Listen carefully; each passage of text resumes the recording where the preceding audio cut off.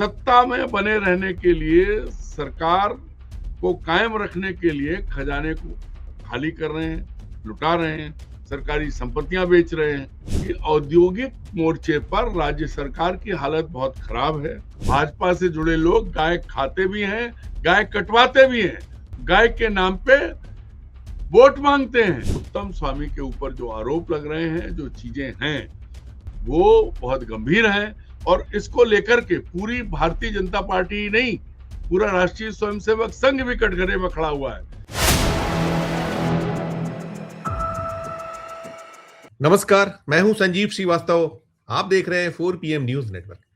दोस्तों, मोदी जी के दूसरे इंजन खस्ता हाल में है। देश में वे दोनों इंजन की सरकारों की बात करते हैं और ज्यादातर जो सूबे हैं, भारतीय जनता पार्टी शासित राज्य हैं, उन सूबों में इंजनों की हालत भी बेहद बेहद खराब है और जो ड्राइविंग संभाले हुए हैं, वे भी मुश्किलों में हैं। और मैं बात करने जा रहा हूं देश के दिल मध्य प्रदेश की। तो यहाँ जो 2 साल से ज्यादा का वक्त अब हो रहा है मोहन यादव को मुख्यमंत्री पद संभाले हुए, और उनकी मुश्किलें कम होने का नाम नहीं ले रही हैं। वे जैसे जैसे कोशिशें करते हैं, वैसे वैसे मुश्किलें कुछ बढ़ती हुई ज्यादा नजर आती हैं। अभी मध्य प्रदेश राज्य विधानसभा का बजट सत्र चल रहा है। आज दूसरा दिन बजट का था। अभी इस वक्त जब मैं रिकॉर्डिंग कर रहा हूं, तब ये प्रक्रिया, वहां सदन चलने की प्रक्रिया जारी है।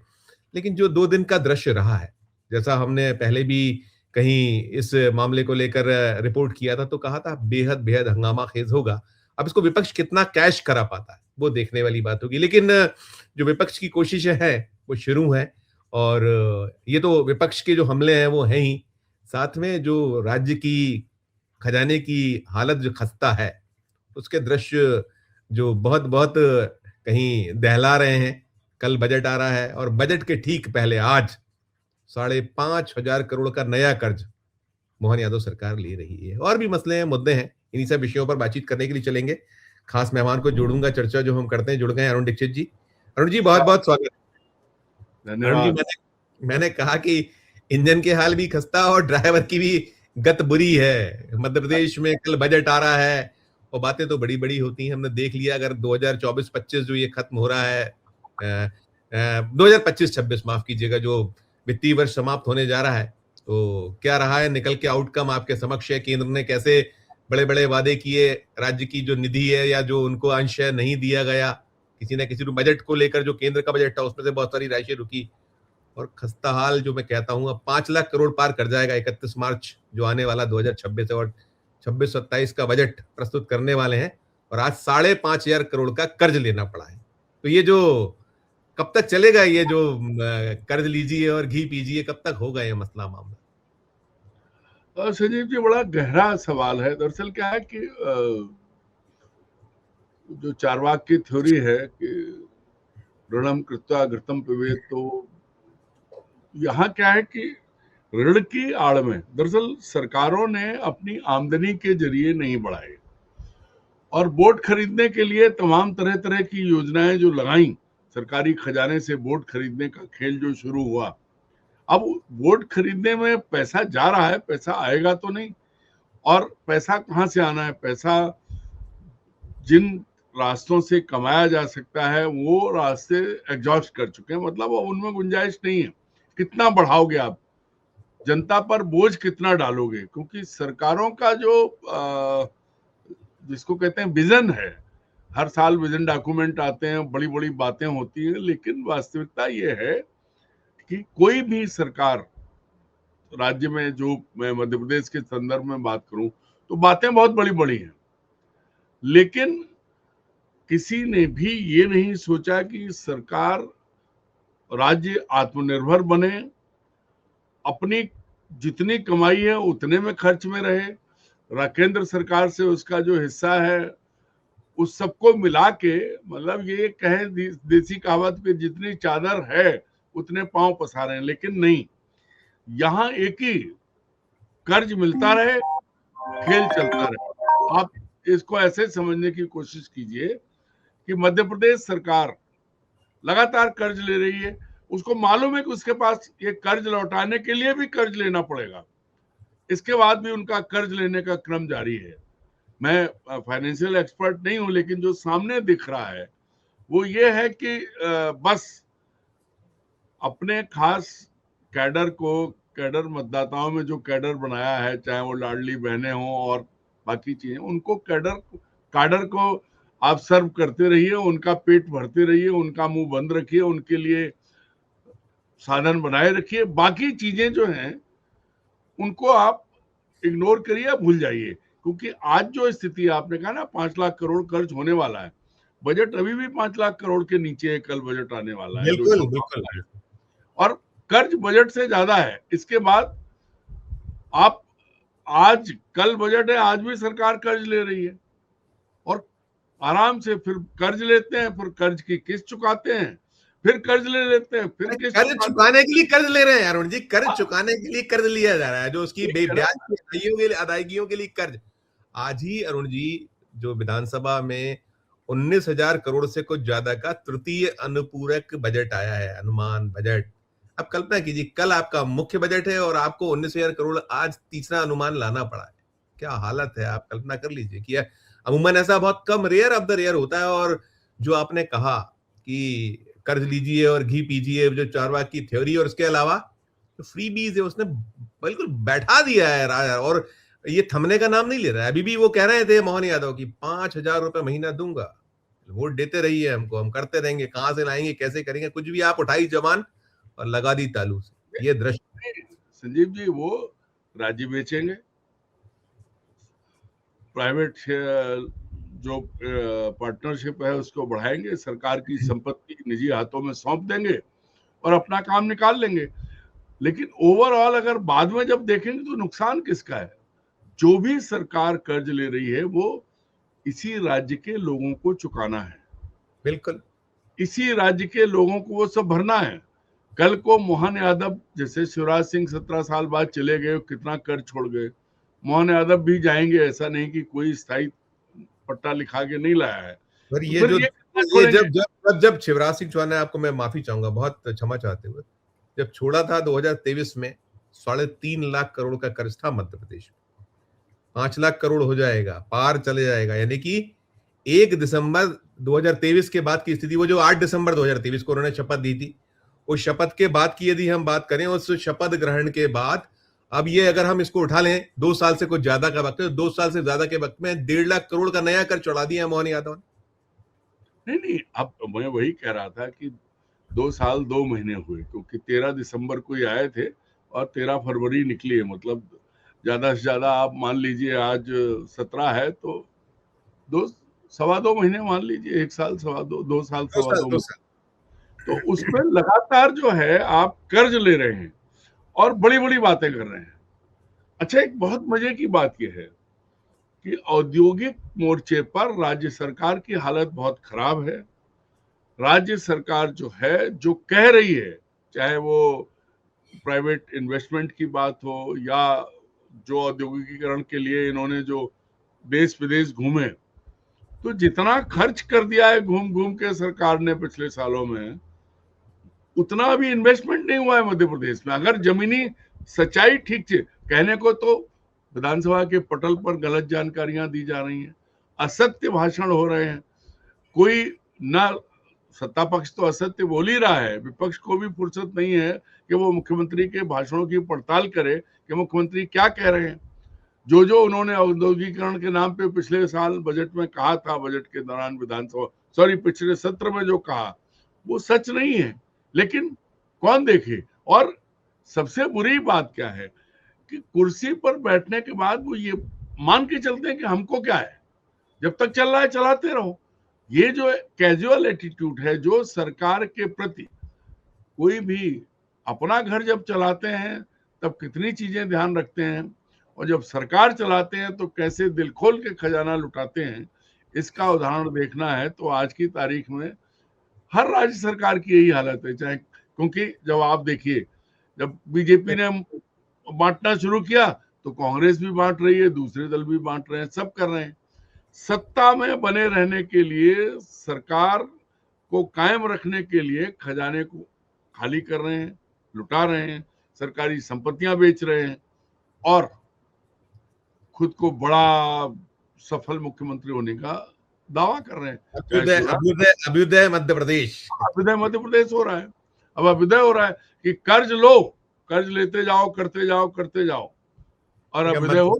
मध्य प्रदेश पहले अस्त था, जो अभ्युदय हो रहा है उसका। बिल्कुल। क्या है? अब यही खैर है। खैर खैर अरुण जी देखिए, मैं मोर्चों पे जब तकलीफों की बात करता हूँ, आपको सारा कुछ इल्म है कि क्या स्थिति है। हम लोग लगातार चर्चाएं करते हैं कैबिनेट में कैसे खिंचाव है और क्या क्या हो रहा है। और अभी एक कई मसले हैं, मामले हैं। वो गाय भी जो है, ये जैसे नेशनल, जो चाहे वो प्रधानमंत्री जी के लिए बना हुआ है कष्ट का सबब, जो अभी मुक्तेश्वर महाराज ने कान खींच रखे हैं वहां वो योगी के और तमाम, और कैसे कैसे मसले मामलों के बाद वो क्या क्या करना पड़ रहा है योगी को, और किस तरह के पापड़ बेलने पड़ रहा है। मध्य प्रदेश में आज एक बड़ा रोचक वो रहा, मूव रहा। हालांकि पहले हुआ है एक बार, मैंने उसको याद किया, 2017 में आरिफ अकील, उन्होंने कहा था गाय को राष्ट्रीय पशु घोषित किया जाए। तो बड़ा एक बीजेपी को बहुत सेटबैक हुआ था। अब आज उनके पुत्र जो उनकी जगह है, अब तो वो दिवंगत हो गए, नहीं है इस दुनिया में आरिफ अकील, उनके बेटे हैं आतिफ अकील, उसी भोपाल उत्तर विधानसभा क्षेत्र से भी कांग्रेस के विधायक हैं। उन्होंने इस मूव किया तो मैं देखता रहा, बड़ा बगले झाँकते रहे। और जो भारतीय जनता पार्टी के नेताओं की जो प्रतिक्रिया आई, क्योंकि बहुत बदनाम है मध्य प्रदेश गायों के मामले में, जबरदस्त। और भोपाल तो आपको याद है कि कैसे नगर निगम स्लॉटर हाउस में गायें काटी गई और वो गौ का मांस, और कैसे लीपा पोती, कुछ नहीं हो पाया, छुटपुट वो कार्रवाई हो गई वो आरिफ चमड़ा के खिलाफ, उसके अलावा कुछ नहीं हुआ। बहुत अच्छा मूव रहा। तो वो कहने लगे कि कांग्रेस, कहिए राहुल गांधी से कि वो मिलकर पास कर दें ये जो प्रस्ताव है। अरे भाई, वो मध्य प्रदेश की बात कर रहा है, आप केंद्र की बात पे चले जा रहे हैं। ये हालत है।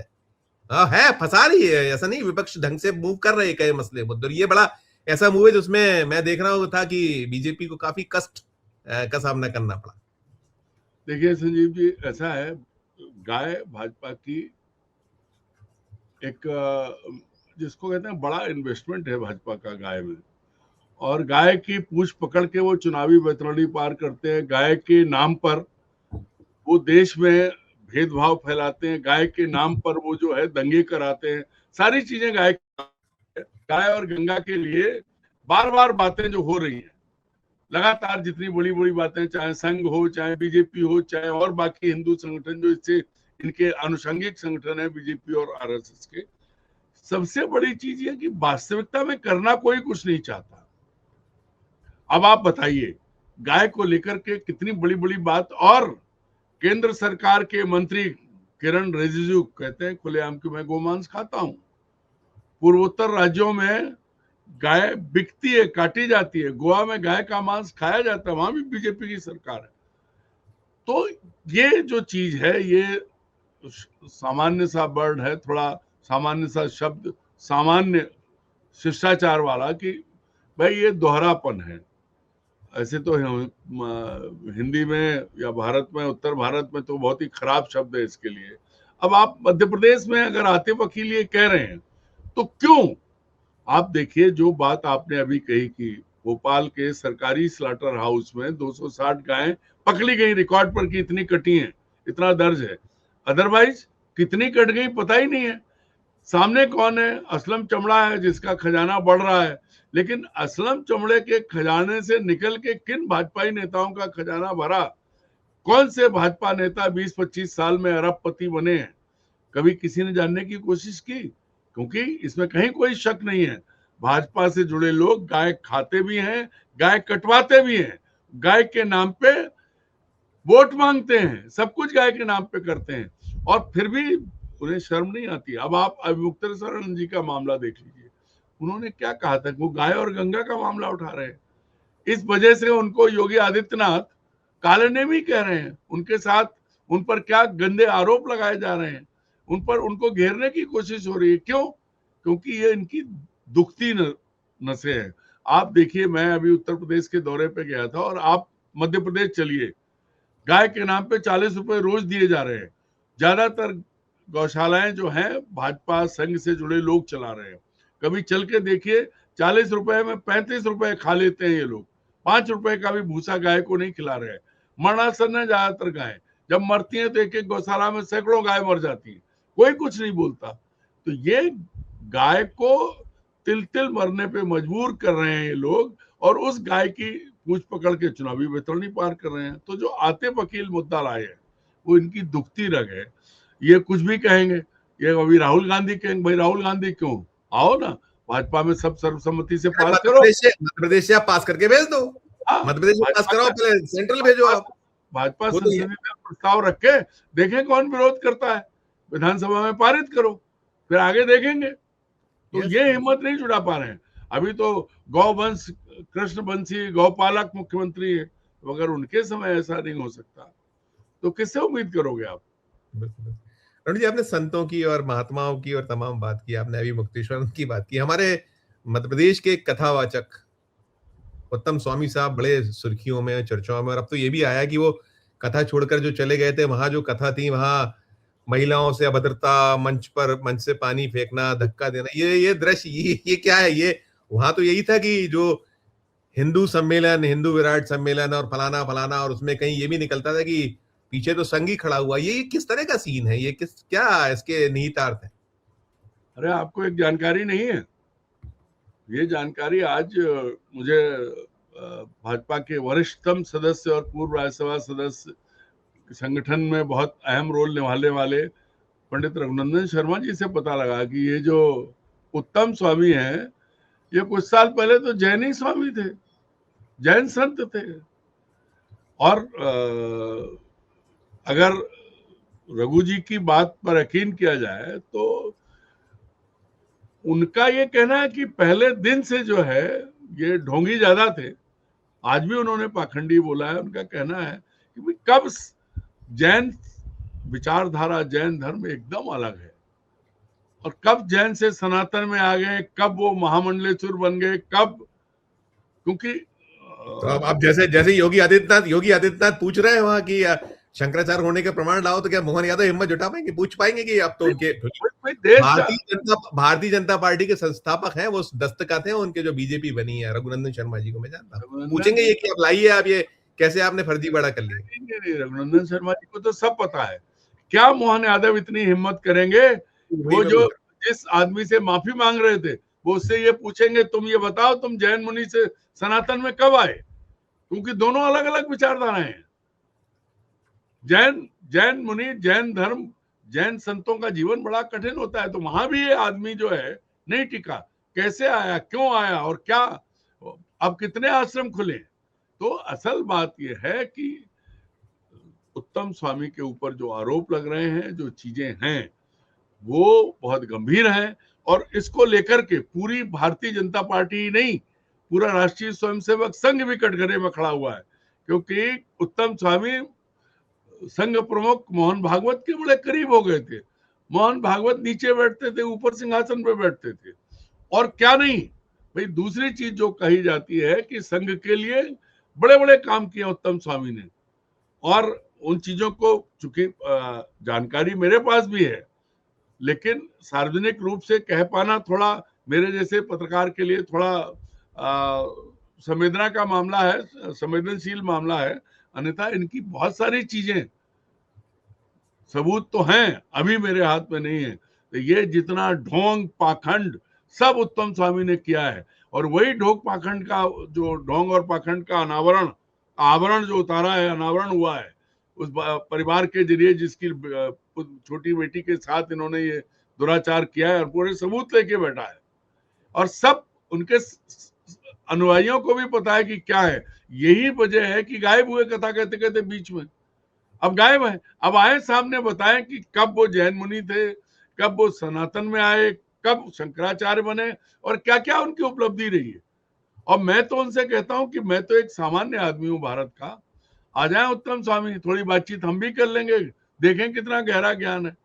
और जो इसकी बड़ी बात है संजीव जी, ऐसे ही ओछे और लंपट बाबा बीजेपी के प्रिय हैं, चाहे वो आसाराम हो, चाहे वो राम रहीम हो, चाहे वो चिन्मयानंद हो। ऐसी बहुत लंबी सूची है, लंबी सूची। बिल्कुल बिल्कुल। मैं एक आपको फोटो दिखाना, आज मेरी मन कर रहा है कि आज थोड़ा बात की जाए कांग्रेस के जो प्रदेश अध्यक्ष है, एक अच्छा उन्होंने उनकी तरफ से हुआ है, वो कहाँ से चीजें हैं वो तो हम उसको और डिकोड हो जाएगा। ये फोटो देखिए, चित्र देखिए पहले, आप भी और दर्शक भी देखें।